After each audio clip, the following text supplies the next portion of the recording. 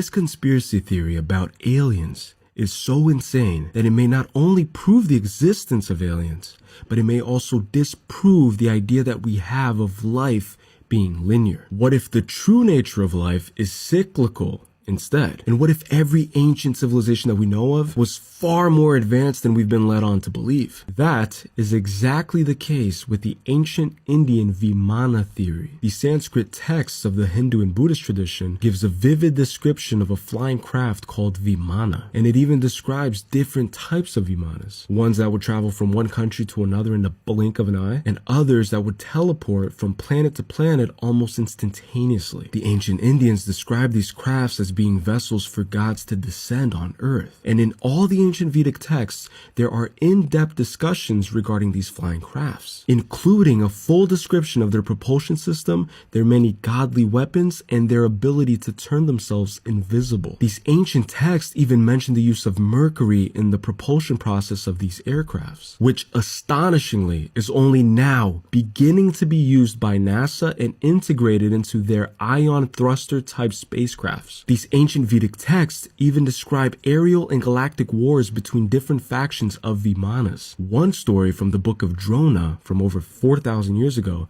describes what many believe to be a nuclear war. It describes a single projectile charged with all the power of the universe and the brightness of 1,000 suns. And legend says that these ancient Vedic texts were given to the Indian people by a god named Brahma, who was a four-headed being who sat on a lotus flower and who was believed to be responsible for creating our entire universe. So what exactly happened in ancient India? Were they in fact aliens? Were they maybe a more advanced version of ourselves? Does every civilization advance to a point where it gets reset due to nuclear war? To all the Indian people out there, I need answers.